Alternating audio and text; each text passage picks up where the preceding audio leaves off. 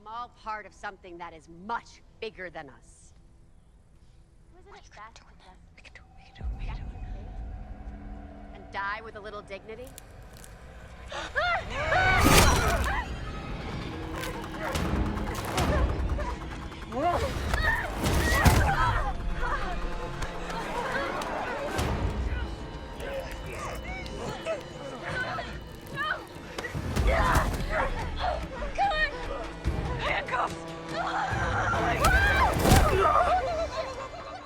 What's up, Rearview crew? We are back with another review, and tonight I went to go see Ready or Not 2.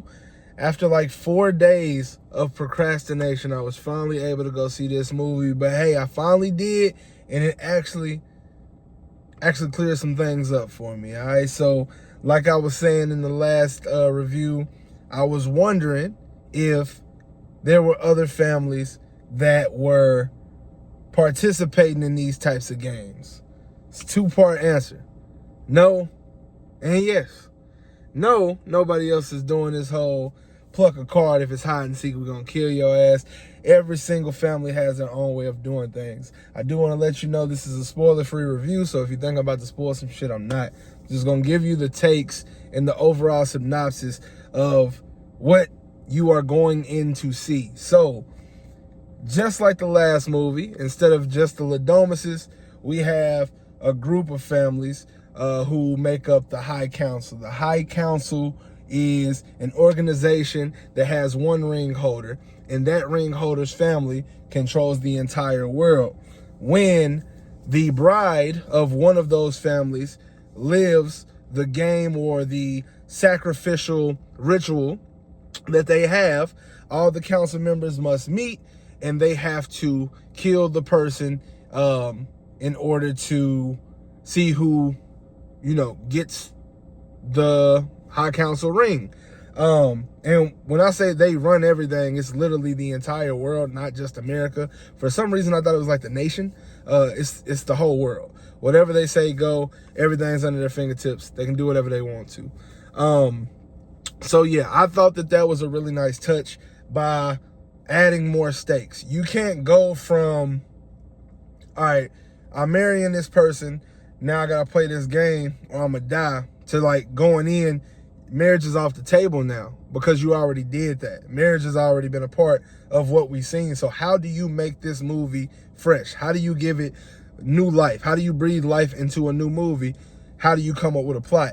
Saying that all of these different families, that adds a layer to it. Plus the High Council that all of these people are trying to get the power to run the world adds another layer to it. And it all makes sense. Now, during the movie, I will say I was very engaged, but I found myself constantly looking for the twist. Okay, I'm not gonna say if there is a twist, if there's not a twist, or what that twist is, but I kept trying to locate where it would come from before it did. In doing so, I don't feel like I missed anything in the movie, but I felt like I didn't focus enough. Like, I think I could have liked this movie a lot more than I did if I would have paid attention to it, as well as if I would have understood what happens in the end while it happened. It took me a minute to process everything, and I was like, oh, that's why that makes sense. So I left out giving it a 4 out of 5, which is an 8 out of 10. When I talked about Ready or Not 1, I said I gave it like an 83, 84. This one I give like an 81, maybe an 80. But that's because of where my mindset was in the movie in anticipation of some major plot twist. So had I not done that and understood what I now understand, I probably would have left out of there giving it the exact same grade as I gave number 1, maybe like 1 point higher, because it does do a lot of things better. The kills are a lot more gruesome, and that's saying a lot considering how number 1 was. And there is more of a it's more of a story to be told with this. That one was just more so blood, guts, and mayhem. Like, it wasn't really a plot to it. It was just really cool. And sometimes that's all you need in a movie. For Ready or Not 1, that worked flawlessly. For Ready or Not 2, you add a certain dynamic by introducing Grace's sister into the fold.